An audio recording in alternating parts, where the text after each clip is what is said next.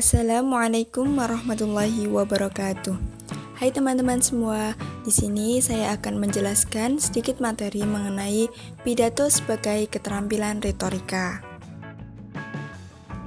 Sebelumnya, perkenalkan nama saya Ilmi Nasihah dari Fakultas Tarbiyah dan Ilmu Keguruan, Prodi Pendidikan Agama Islam IAIN Salatiga. Langsung saja mengenai materi retorika dakwah, lebih tepatnya tentang pidato sebagai keterampilan retorika. Ya, di sini saya akan membahas mengenai 3 poin. Yang pertama yaitu suatu perbandingan, yang kedua macam-macam pidato, dan yang ketiga yaitu persuasi pidato dan hambatan-hambatannya. Langsung saja menuju materi yang pertama yaitu suatu perbandingan. Pidato atau berbicara di depan umum jauh berbeda dengan pembicaraan biasa dalam kehidupan sehari-hari. Walaupun intinya sama-sama berusaha membahasakan dan menyampaikan suatu ide-ide kepada orang lain. Dalam pembicaraan sehari-hari, ngobrol, dan sebagai berikut akan terjadi hubungan timbal balik. Pendengar untuk selang sesaat dapat memotong pembicaraan untuk bertanya atau menimpali kata-kata. Kemudian, pidato juga berbeda dengan berbicara dalam forum diskusi. Dalam diskusi terjadi juga proses komunikasi timbal balik, akan tetapi sifatnya lebih tertib dan lebih terarah baik materi maupun cara-cara penyampaiannya.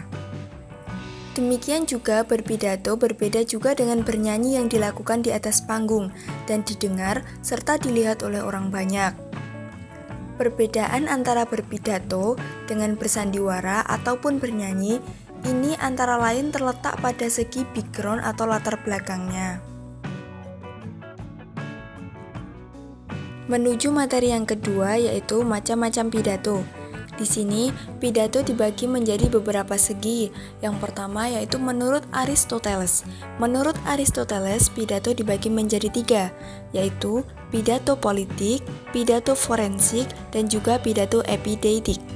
Yang kedua, menurut segi pemanfaatannya, pidato dibagi menjadi 3 juga. Yang pertama yaitu retorika spontan atau intuisif, yang kedua retorika tradisional, dan yang ketiga retorika terencana. Selanjutnya, yang ketiga yaitu menurut segi tujuannya, pidato juga dibagi menjadi 3. Yang pertama yaitu pidato informatif, yang kedua pidato persuasif, dan yang terakhir yaitu pidato rekreatif.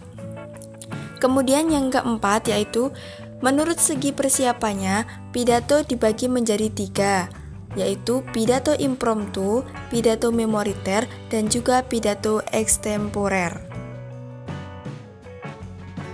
Setelah mengetahui beberapa macam-macam pidato, marilah kita uraikan satu persatu. Macam-macam pidato menurut Aristoteles dibagi menjadi 3. Yang pertama yaitu pidato politik, di mana pidato ini ditujukan untuk menentukan masa depan dan biasanya diucapkan pada badan yang akan mengeluarkan peraturan-peraturan seperti badan legislatif. Yang kedua yaitu pidato forensik, di mana pidato ini ditujukan untuk mempengaruhi penilaian perbuatan yang terjadi pada masa lalu dan biasanya diucapkan di depan badan yang akan menjatuhkan putusan, seperti pengadilan. Dan yang terakhir yaitu pidato epideitik, di mana pidato ini ditujukan untuk kejadian masa kini. Selanjutnya yaitu macam-macam pidato dilihat dari segi pemanfaatannya. Dilihat dari segi pemanfaatannya ini, pidato dibagi menjadi 3, yaitu yang pertama retorika spontan atau intuisif, di mana retorika ini disampaikan secara spontan saja tanpa pemakaian ulasan dan gaya tutur yang terencana. Yang kedua yaitu retorika tradisional. Dalam retorika tradisional ini menyampaikan tutur dengan cara dan gaya tradisional, yaitu cara yang telah digariskan oleh generasi-generasi sebelumnya. Dan yang terakhir yaitu retorika terencana. Dalam retorika terencana ini direncanakan secara sadar sebelumnya untuk diarahkan ke satu tujuan yang jelas. Yang selanjutnya yaitu macam-macam pidato dilihat dari segi tujuan. Dilihat dari segi tujuannya ini, pidato dibagi menjadi 3, yaitu yang pertama pidato informatif. Tujuannya yaitu menambah pengetahuan pendengar tentang persoalan yang dibicarakan. Jadi di sini pendengar dapat menggali informasi-informasi dari seorang pembicara. Yang kedua yaitu pidato persuasif. Tujuannya yaitu agar pendengar mempercayai, mengikuti, dan melakukan sesuatu yang disampaikan pembicara atau agar pendengar terbakar semangat dan antusiasnya. Dan yang terakhir yaitu pidato rekreatif. Tujuan pidato rekreatif ini yaitu untuk memberikan hiburan para pendengar.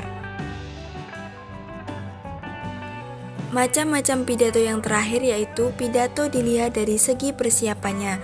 Di sini, pidato dibagi menjadi 3, yaitu yang pertama pidato impromptu, yaitu pidato yang dilakukan secara spontan tanpa adanya persiapan sebelumnya.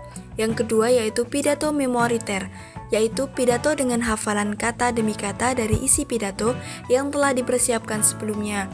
Dan yang terakhir yaitu pidato extemporer, yaitu pidato dengan persiapan sebelumnya atau outline atau garis besar dan supporting point atau pembahasan penunjang.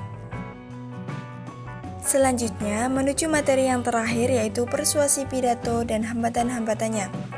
Sebelum mengetahui hambatan-hambatannya, perlulah kita mengetahui mengenai persuasi pidato. Apa sih itu persuasi pidato?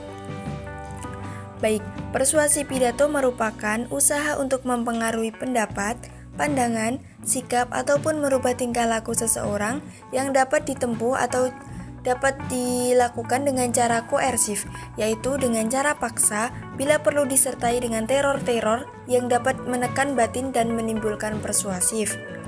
Maksudnya, dengan mempengaruhi jiwa seseorang sehingga dapat membangkitkan kesadarannya untuk menerima dan melakukan suatu tindakan. Dengan demikian itu, maka pidato dapat dimanfaatkan untuk alat persuasi di atas. Adapun beberapa hambatan-hambatan yang dapat kita temui dalam berpidato yaitu yang pertama noise factor atau faktor suara, di mana dalam suara pidato dapat terganggu akibat suara-suara ramai atau suara keras lainnya yang masuk pada saat pidato sedang berlangsung. Yang kedua yaitu semantic factor atau faktor bahasa, di mana pidato ada kalanya gagal karena persoalan bahasa pidato yang tidak dapat dimengerti atau dapat dimengerti tapi dengan kesalahpahaman oleh pendengar. Kemudian yang ketiga yaitu prejudice factor atau faktor prasangka, di mana dalam faktor prasangka ini akan berakibat tidak diterimanya pesan pidato secara penuh dan wajar oleh khalayak pendengar. Dan hambatan yang terakhir yaitu faktor motivasi dan keinginan, di mana seseorang termasuk pendengar suatu pidato lebih banyak memperhatikan hal-hal yang erat kaitannya dengan motivasi dan kepentingan dirinya. Demikian materi yang dapat saya sampaikan, semoga bermanfaat bagi kita semua. Kurang lebihnya mohon maaf. Wallahu muwaffiq ila aqwamit thoriq. Assalamualaikum warahmatullahi wabarakatuh.